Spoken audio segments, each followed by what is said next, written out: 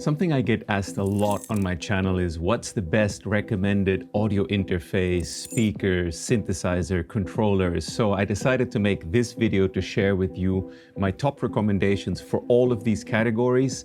And whether you're a beginner or an advanced user, there's going to be things here that I'm sure you haven't seen before. And yeah, if you're a beginner, you're going to have the keys to the kingdom. You're going to know exactly what is the best gear I've tested over the last 25 years of making music. So let's dive in.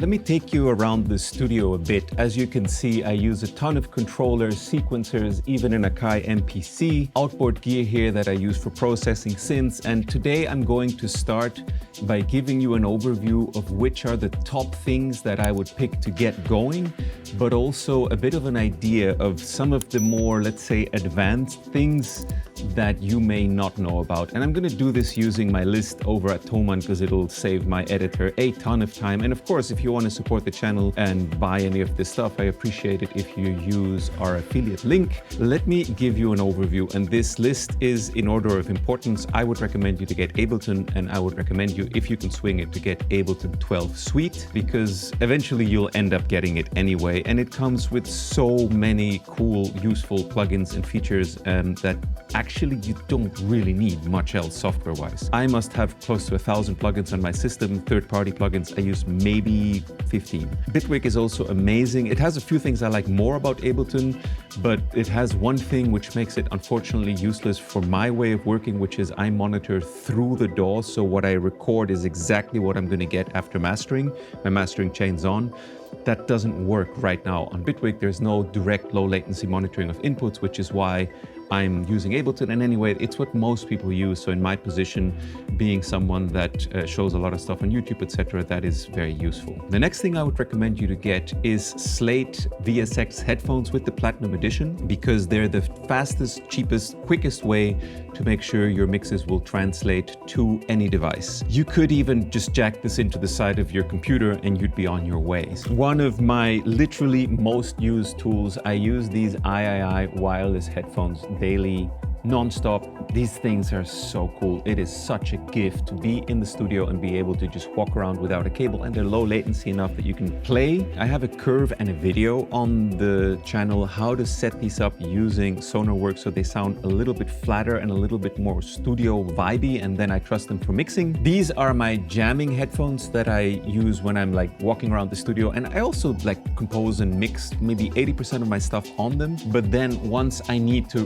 really know what's happening with the mix, I will switch to the Slate Audio VSXs, because those for me are the truth. I would recommend you to get an Akai APC40 Mark II. It's, in my opinion, the very best controller for Ableton. All of our templates are pre-mapped to it. It has everything. It's affordable. It's easy to travel with. If it breaks, it's relatively easy to fix. I've gone in as far as replacing faders on it. But like, you know, if it breaks or it gets stolen, you can get another one without it killing you with some other controllers that are out there that are like over €1,000, right? What I use to extend it with, as you can see here on the right, is the MIDI mix. And the reason why this combination works, everything I'm showing you today is tested, is because the MIDI mix allows you to change the MIDI CC values that are connected to it, meaning that you can get these untangled. As they come from the factory, these clash. And we have a file included on all of our templates, and it's up on the website and stuff also, how you can upload new MIDI CC values to the MIDI mix. It just works. So I would highly recommend that. Plus, for the price, what you get, the amount of rotaries and faders and stuff, it's hard to beat. It's one of the most cost-effective, still functioning really well controllers on the market. Okay, now we're coming to audio interfaces. And this is, if you're a more advanced user, this is like the high-end league. This Neumann, which used to be Merging Technologies interface, is sick. The values, like the technical values in it, are incredible. These are basically broadcast level audio interfaces. If you want an interface that you can even upload like SonarWorks speaker profiles to and stuff, this is the bee's knees. If you want to go with something that is like a studio standard, I would say even in mastering studios, the Prism is incredible.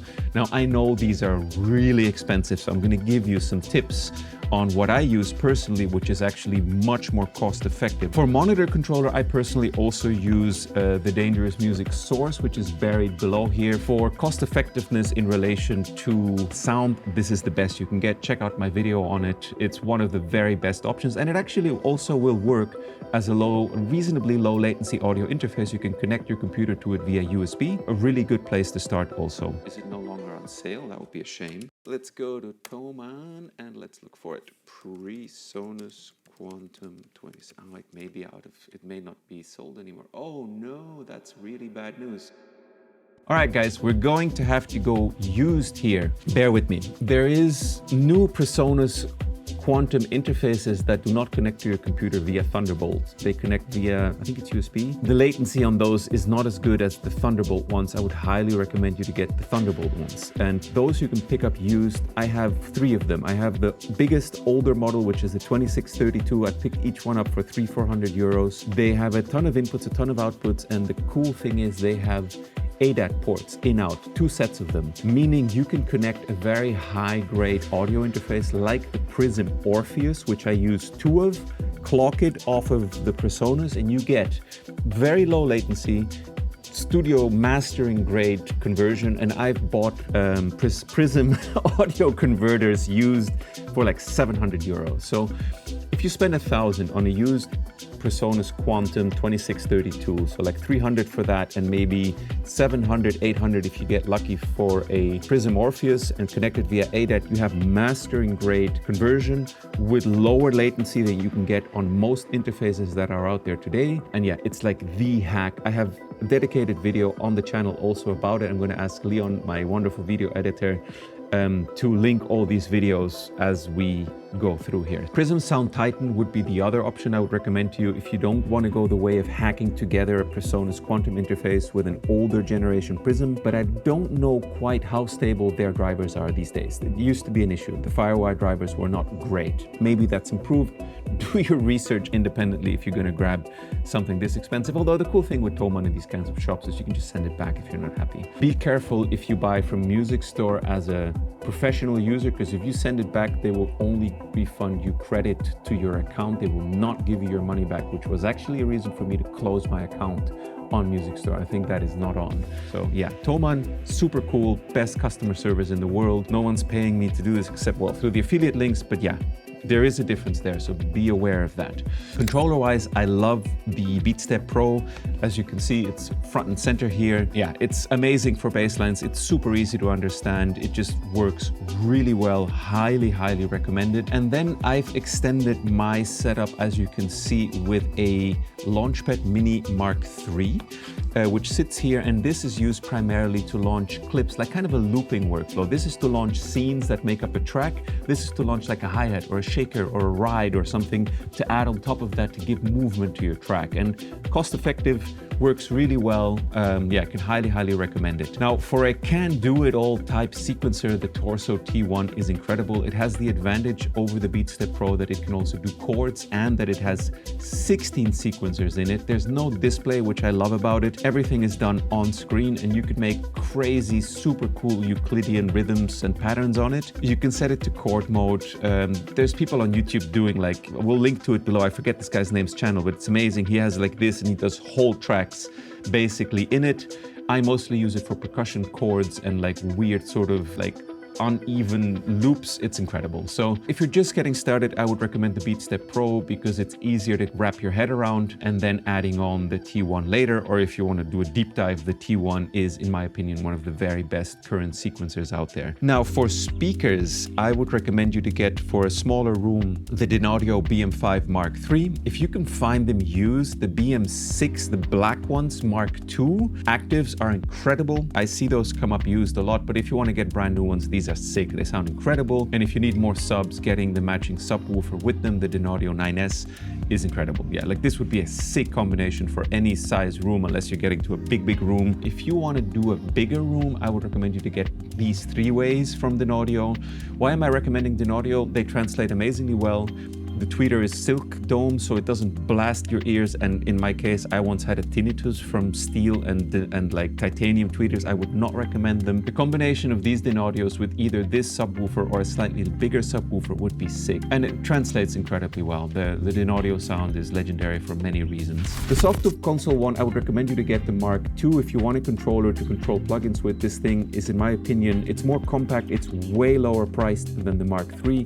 The software is the same. It's what I use. If I take you over here, this is what I control all my channel strips with if I've added them to my template. I really like the compressor on the American Class A. I would recommend you to do that for sidechain. It's the best I've found in the Console One ecosystem. It sounds really good. The other one that's worth getting is the Weiss Gambit series, which adds Weiss EQing to the Softube Console One. If you absolutely want to grab a few more Softube plugins, which I could understand, they're amazing. The one I would absolutely recommend is the Weiss De-esser. I use it all the time. Anything to do with vocals or sharp hi-hats, it's unbeatable. Those would be pretty much the only third-party plugins right now I would recommend from Softube. The other thing I would recommend, even though I know it's a bit dodgy because Waves has really burned through a lot of goodwill, but the Waves Horizon bundle is unbelievable value for money what you get inside it. Like with this, you have, you know, if you can't find it in Ableton, you'll find it in Horizon. And then the black hole algorithm from Eventide, the old one, not the new immersive one, unless you want to have the absolute best, because this sounds incredible already. And then the Ultra Reverb for short reverbs on claps and snares, it's the sauce. This, I was shown it by Frank Wiedemann. This is what I look for years to try to get that sound on my claps and open hi-hats and stuff. Those two, with that, you're set. Now, not to make this about, like our products and stuff, but if you're gonna go down this route, what I would recommend you to also get is our DNA suite, which is what we offer for Ableton, which comes with everything pre-mapped for the controllers I've just shown you. So this maps perfectly to the Akai APC 40 Mark II, and this maps perfectly to the Novation. So you'll have these three controllers set up and ready to go immediately if you're on Ableton 12 with this template. And it also has it has everything. It has a mix bus, it has a mastering chain, it has macro driven channel strips for every critical sound. It has kick drums forever. It has snares forever. If you get this and the controllers and speakers and the audio interface I've recommended you and the headphones, you're done. That's it. You don't really need anything else. It's what I use myself personally. I'll occasionally add a Console One to just tweak something quickly because I want to be fast, and the Console One helps for that. I don't really need to. And there is some plugins that I recommend that are super special mojo. The Big Freak and the Arouser. Those are the two exceptional plugins that if you want to have massive mojo for your mix bus and you want to splash on some third-party plugins, these are the ones I would recommend you to get because they are sick. They are the best sounding mix bus plugins I've ever heard at any price point. I don't use them much anymore because the DNA suite sounds so good and because I trust Daniel, our mastering engineer, that set it up, and I don't want to break his mix and master. That's how good it sounds. So I haven't actually gone in and put these in yet, which says a lot. I may ask Daniel to validate my settings, but I'm so happy with the sound I'm getting myself from the DNA suite that I'm not adding them. Now, if you are on Bitwig, FL Studio or Logic Pro, I would recommend you to get the Infinity Bundle, which is in essence this same workflow, but also available for those dogs. My main master keyboard, let's say, my main synth, as you can see here, is the Waldorf Iridium. This is my main synth. This is also my main master keyboard. The sequencer on it is sick. If you're going to start splashing out for high-end synths, this is the first one I would recommend to get. It's unbeatable sound quality wise. It can do everything from super analog to crazy digital, and the keyboard on it is the best I've ever played, and the sequencer and arpeggiator on it are the best I know in a hardware synth. So this would be the first tool I would go to. This thing writes melodies just it does it for you. It's amazing. The next synth I would recommend you to get is the Moog Muse, because for the price it has and what you get and the sound quality of it, it's insane.